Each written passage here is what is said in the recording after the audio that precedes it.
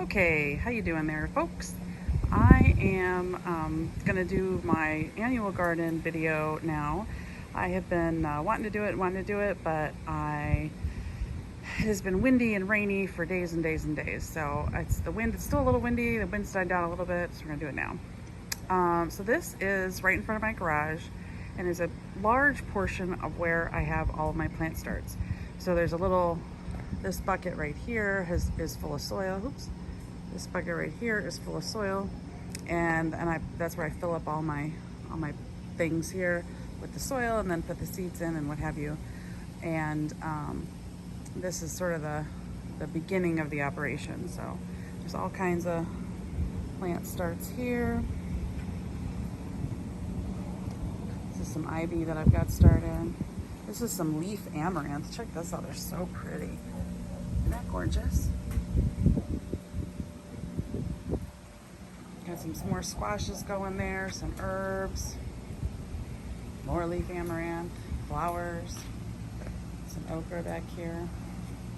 And this stuff is a little bit older, so this is Malabar spinach and cucumbers and tomatoes and some more herbs, some mint, some more flowers, sweet potatoes, tomatoes, more herbs, Mexican sunflowers, marigolds, more herbs, all kinds of stuff, some cantaloupe. So there is some of that. And then I'm gonna swing around here, get a little bit of a sneak peek here. So this is my garden coming out of the fence. It's coming out of the walls. Right down here you can see I've got a little squash. That is the apocalypse squash. Oh, I can't think of the full name of it. It's got a big long name. Anyway, that is a great storage squash. It can be stored for up to 3 years, which is why they call it the apocalypse squash. It's not nearly close to ready yet. It'll get almost black before it's ready to be harvested. But that is the apocalypse squash there. And then I've got the gate open here. I'm gonna come around here. Here's our beautiful palm tree. I'm gonna come around here. Oop, the door is not gonna let me in. It's closing. Come around here, and here is the annual garden. Da, da, da, da. So as we come in, we're just gonna pan to the side here. This is a little bit more processing area here. Got a few more plant starts. And then I've got a row here and a row in the back of climbing things. Although this section doesn't get a ton of sun, so it's been a little neglected. And then we're gonna swing back around here. And over here we've got the crazy, enormous, ginormous patch of squash. And there are some squashes in there, probably more than I can even see. But there's, I don't know if I can find one in here. I thought I saw one. You can kind of see down in there. I can get sneaky. There we go. Oh, it's not, there it is. Hi there, little squash. That's a tromboncino. And that will get orange like a butternut squash before it's all said and done. Looks like I might have a Delicitas on the fence there. In the back there, along the fence row, is some potatoes. And then, it's almost the end of May in South Mississippi, and those are two red cabbages. Cabbages are not supposed to still be alive here, but we've had anomalously cool weather. So there you go, it's still there. We got a pretty little autumn sunrise sunflower. Hi there. And then on this trellis, or this, it's not really a trellis, I guess it kind of is. This row here is beans and cucumbers. So we can surely come up here and see some of the beautiful things. This is actually, you notice this has like a purpley color. It's actually a purple green bean, a purple pole bean. We got a couple of beans back here. Those, as you can see, have a little color on them. Those are rattlesnake beans, pole beans. Over here, we've got a big old cucumber. Holy cow. That's almost a foot long. Christmas. And so, oh, there's a purple green bean. Isn't that pretty? And then down over here, like I say, is the potatoes, and they have fallen over. That's kind of what they do first, and then they start to dry out, and then they're ready to be harvested once they've dried out. So that's those. Oh, and there's some more squashes in the squash patch. So I do a lot of storage squashes because the main reason I garden, as I've mentioned before, is for safety and security, and squashes store a really long time. Winter squashes store a really long time. So I do a lot of those, and in the hopes that I will be able to keep food for over the winter. Right here we have some okra starts. Here we have some watermelons. Some of those are bush watermelons, which I'm really excited to try this year. Some more basil and tomatoes. This is another big old squash patch. These are the two Tromboncino and that Apocalypse squash together.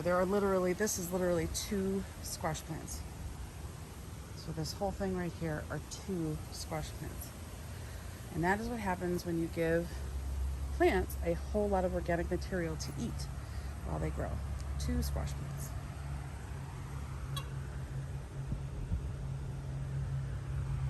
There's that. We got a couple more sunflowers over here.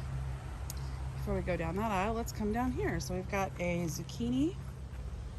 Actually, I think 2 zucchinis, although one of them's not doing very well, and then a patty pan right in here. So you can see that's kind of getting to the end of these zucchinis. The leaves are yellowing a bit. Over here, I've got some rather pitiful looking tomatoes. They've actually almost finished. But you can see there is the Sun Gold tomato, which is my absolutely favorite tomato. And it's delicious. This is the other side of the cucumbers. Down here I had radishes and they're probably done. They're starting to go to flower. You can see that? Those white flowers are radish flowers. The bees absolutely love the radish flowers, so I let them go to flower and go to seed. And if they replant themselves, great. Over here we've got some watermelon and some sunflowers. This tree right here is a persimmon tree, and it's probably grown 2 feet this year already, so that's exciting. Oh, and then we have another beauty. Hello, beautiful. Hi. A couple more tomatoes down here, plant starts. Over here is my watermelon patch. That is, this is a different kind of raised bed that I did. I'll show you that in a minute. Basically what I decided to do is I ran out of material and I made the raised beds with buckets and pots. So the raised bed that's behind the buckets actually is the entire bucket height of organic material, mostly wood chips, some soil. And so this one had potatoes in it. I've already harvested. This has got strawberries. That was potatoes. Then there's another bin back here that was also potatoes. I got some failures there. The creatures got into whatever was in there. I think it was corn. Back in the corner here we have our orange tree, and then we've got some very large corn stalks. The corn is actually ground corn. It's for grinding up. It's not for like sweet corn. And I thought I'd give my try growing that because that is another really good grain crop. So we'll see. I'm just not very many of them made them. The rats ate them all. We got some more cucumbers back there, a few hibiscus, more cucumbers, golly, lots of cucumbers. This is the watermelon patch, and around this I actually took cinder blocks to make the raised bed. So you can see there's cinder blocks there. And my original intention was to fill the cinder block holes and put flowers in there, but the parsley completely took over. And so there's the parsley. Those white flowers are cilantro flowers, and the yellow flowers are dill flowers. So hopefully I will get some seed off of both of those. And then this whole middle patch is watermelon. This bucket here has got sweet potatoes and okra combined and make a really good companion. Down here I've got Tumbling Tom tomatoes, which are a patio tomato. So I'm actually growing those in buckets. And these pots are, again, the wall to my raised bed garden. So I actually use the pots to create the wall planted in the pots, and then behind the pots is the raised bed. And so you can't tell from this vantage point, but there's a good 1.5 feet or so of organic material inside of that raised bed. And there's the greenhouse swinging around.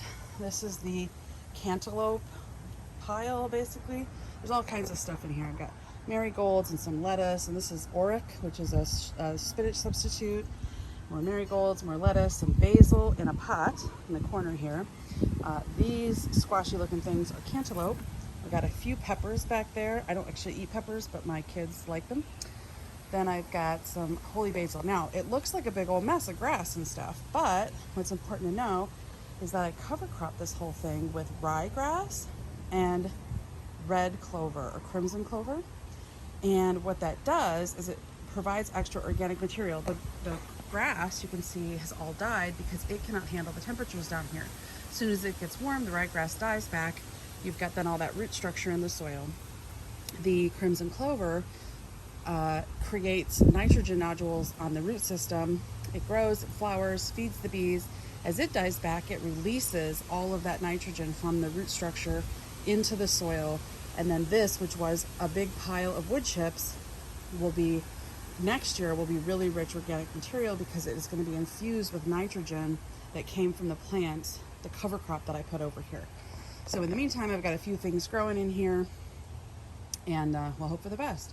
So this pot, and this big pot are both probably about, or all three are probably about 25 gallons, and they are also growing sweet potatoes and okra. So you can see this okra plant these okras are just doing absolutely wonderful, and I actually ate an okra off of one of these the other day, which was awesome. So then we're gonna swing back around, and here I have another climbing trellis of beans and more cabbage that should not be here at the end of May in southern Mississippi. Very strange. And then more dill and cilantro that are really at the end of their functional life. I'm keeping them because the scent of them still protects the plants that are around them because they deter bad bugs and they call in good bugs. So the flowers are particularly useful for that. They still are quite scented, so they attract the bad bugs. So I like me a wild garden, and that is what this is. It is a wild garden, and I really enjoy the way that looks. I like watching all the plants compete. So swinging back around here, I've got, as you can see, I don't know if you can see, more pots edging that raised bed. So this is where those cantaloupe were, and that bed is again edged by nursery pots that are planted with tomatoes and dill and beans and what have you. One marigold back there. And that brings us to the chicken coop. Hi, chickens. And this is right in front of the chicken coop. I just keep a little herb bed there, mostly herbs. I have a few flowers I've thrown in. I got some gladiolas free from a catalog order last year. There's some of those in there. This right here is bee balm, which is you can make into a tea, and also has a really nice flower that the bees really love as you get into the hot summer. The okra again. Then we're going to swing around. On the other side of this is the corn bed. So I'm hoping that I'll have some corn ready in the next couple weeks. They're going to be pretty small ears, but oh well. Inside of the corn bed, I've got a couple different kinds of squash. I don't remember what kinds of squash are in there, so it'll be a fun mystery to find out once I get squashes in there. It'll be fun to figure out what I have put in there. And then over here, I built this wattle wall, which is, you can't really even see now, but it's basically just sticks woven. And I've got a Roma tomato, a cucumber, Rutgers tomato, and then another Sun Gold tomato back here. And this one has just been producing like crazy. You can see there's just tons and tons and tons of these orange tomatoes in here all over the place. They're so beautiful. And that is getting to be quite a tall plant. It's as tall, it's a little taller than me. This branch here and that branch there are actually taller than I am. And I've woven them in the fencing row there. And so here's another strange anomaly. This is purple kale, scarlet kale as it can be called, and is still in perfectly good, lovely, decent shape, even though it is May in southern Mississippi. There's just the tiniest little bit of bug pressure on it. It is a weird year here. Got some garlic chives, got some other onions. Those big white flowers are all onions. On the other side of the fence, I've got my rosemary and a bunch of coreopsis. That's what that yellow flower is there, and a pretty sunflower back there. And then this is the other side of the corn. Now the corn, we've had tons of wind, and look what it did to my poor corn plants. I'll be propping those up in the next couple of days. I don't want to bother now because it's still super windy. Look at this. We just got an answer to my question. It's a butternut squash in the corn. Hi, little butternut. So that's the first one I've seen that actually had a fruit on it in the corn patch. It's kind of fun. And then we've got more cucumbers here. That was just sort of extra cucumbers I threw in, but I've got all kinds of cucumbers on those plants. Look at that. And this is actually chia that makes chia seeds. So there's actually little chia seeds down in here if I were to get in here and break these apart. And I don't know quite how to harvest the chia seeds. I think they're going to be a pain in the butt, but I really think it's fun to grow. Apparently the leaves are really medicinal as well. I haven't used them yet, but I might. More okra and sweet potato in this big tote. This is the back side of the one row of beans. And I've got a few more things growing. There's some lettuce down there that I threw in. Over here, this grass, which looks like all the other grass, but is actually lemongrass. So this grass right here is actually lemongrass. Then I got a few things growing. You can see something attacked my corn. I think this is a row. Yeah, this is the thing, a Silver Queen white sweet corn. And something got in here and pulled up everything and ate them.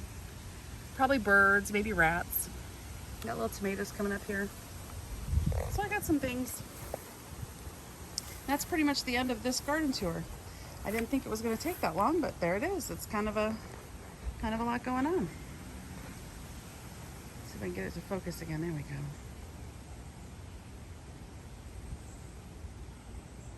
So there it is, my wild garden. The sunflower not quite up yet. Orange tree, chicken house, the old quail house. All the quails, they didn't make it.